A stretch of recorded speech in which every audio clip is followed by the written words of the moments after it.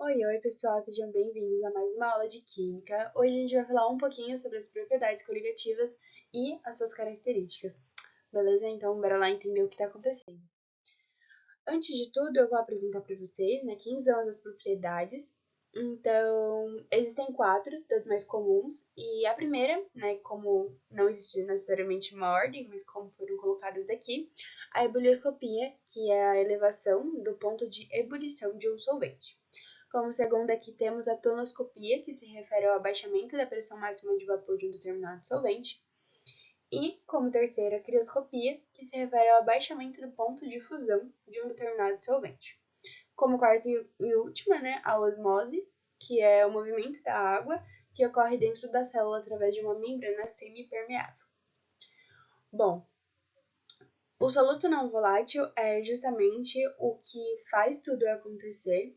Então, a ideia aqui é estudar o comportamento desses solventes quando misturados a solutos não voláteis.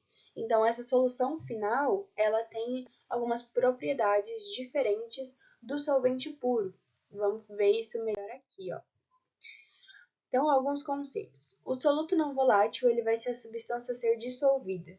Quando adicionado a um solvente, uma substância que dissolve, em teoria, o produto final disso será uma solução. E a ideia desses estudos, de propriedades coligativas é perceber, entender a diferença, qual o tamanho da influência que o soluto tem na alteração das propriedades, das características físico-químicas da solução para o solvente puro. Então, nós sabemos, por exemplo, que a água, como um solvente puro, tem um ponto de ebulição de 100 graus Celsius. Mas, quando adicionado um soluto não volátil, essa solução tem um ponto de ebulição muitas vezes maior, que é justamente a primeira, a primeira propriedade que a gente vai estudar aqui. A ebulioscopia, ela se trata justamente do aumento da temperatura de ebulição de um determinado líquido, de uma solução, de um solvente, quando um soluto não volátil é adicionado. Então, aqui nesse gráfico, a gente pode ver a temperatura, em função da pressão de vapor, pressão máxima de vapor.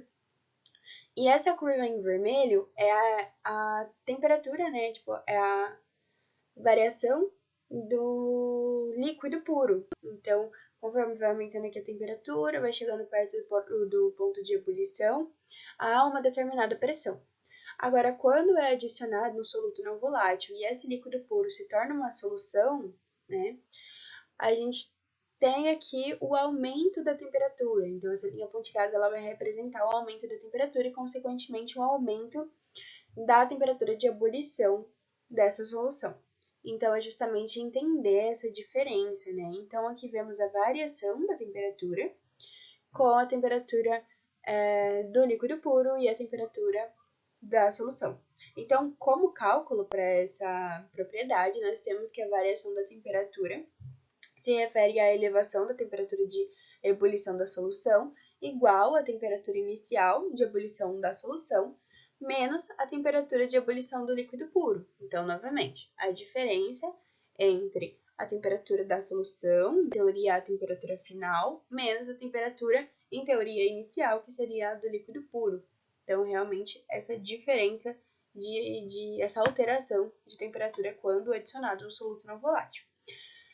Para ficar simples, vamos ver um exemplo prático do dia a dia, que foi a água com sal, que foi o que eu citei lá anteriormente, que quando o sal é adicionado, a água entra em ebulição a uma temperatura acima de 100 graus. Beleza? Já a tonoscopia, ela se refere à diminuição da pressão de vapor de um líquido por meio da adição de um soluto não volátil. Beleza, mas o que é pressão de vapor? Bom, ela nada mais é do que a pressão que o vapor exerce, o vapor do solvente exerce sobre a superfície do líquido mesmo, quando ele está em ebulição. Então, isso, nesse gráfico aqui, a gente pode ver que também temos um gráfico da temperatura em função da pressão de vapor.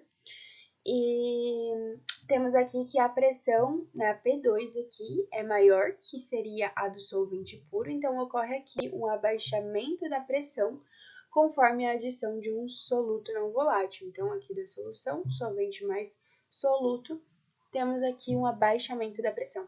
É interessante observar que aqui a temperatura se manteve estável e o que variou foi a pressão, diferente da ebullioscopia que a gente comentou antes, onde o que se mantinha estável era a pressão e o que variava era a temperatura.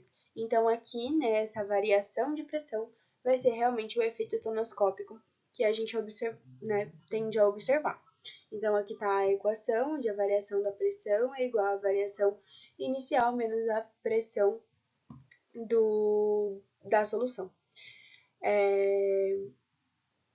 E é isso, vamos ver um exemplo prático também. Bom, as interações entre as moléculas de águas da sacarose, por exemplo, elas dificultam o escape do vapor.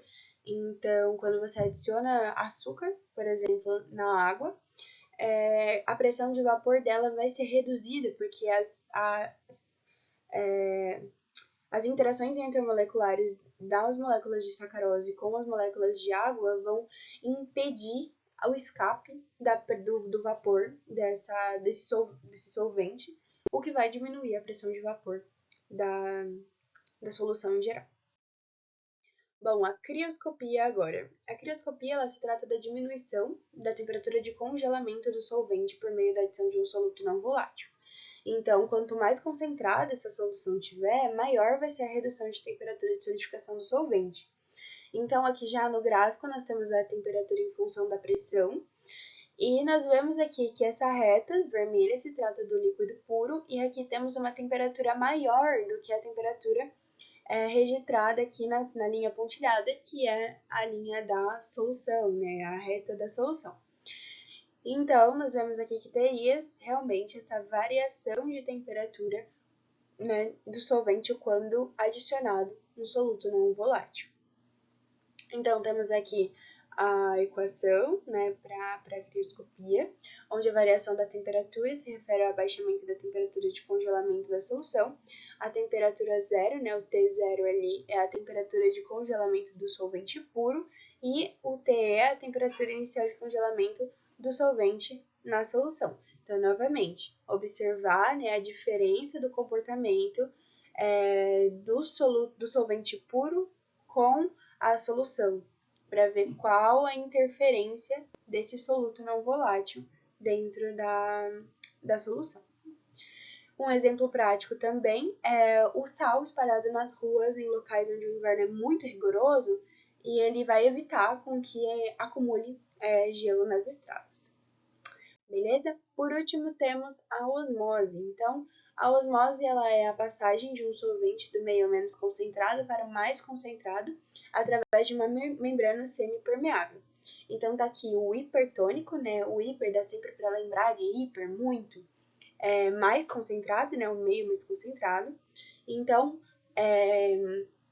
essa água vai sair do meio menos concentrado para o mais concentrado.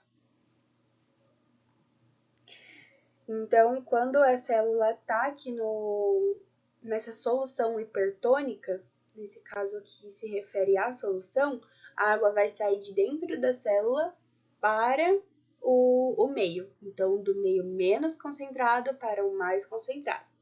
Quando está no meio isotônico, vai manter um equilíbrio, porque iso, lembrando, se trata de igual, né? Iso mesmo. Então, aqui a célula ela está em equilíbrio. E quando está no meio hipotônico, significa que o meio está mais concentrado dentro da célula do que fora, né, ao redor. Então, vai novamente do meio menos concentrado para o mais concentrado, dessa vez para dentro da célula. E aqui tem os nomes específicos, né? Plasmólise e tungência. Então, é bom a gente ter isso em mente. Bom, gente, um exemplo prático disso é a nossa rotina mesmo de temperar uma salada com sal, por exemplo. Quando a gente adiciona sal na salada, a passagem de água do alface, que é o meio mais concentrado, o meio, desculpa, menos concentrado para o mais concentrado, no caso, aonde tem o sal. E isso vai fazer com que o alface ele resseque, né? Ele perca água, então ele vai murchar. E isso significa que ele está perdendo água para o meio mais concentrado. Beleza? Gente, por hoje é isso, o fim da aula. Espero muito que vocês tenham gostado. Caso tenham alguma dúvida, podem comentar. E nós esclarecemos na próxima aula. Muito obrigada, viu?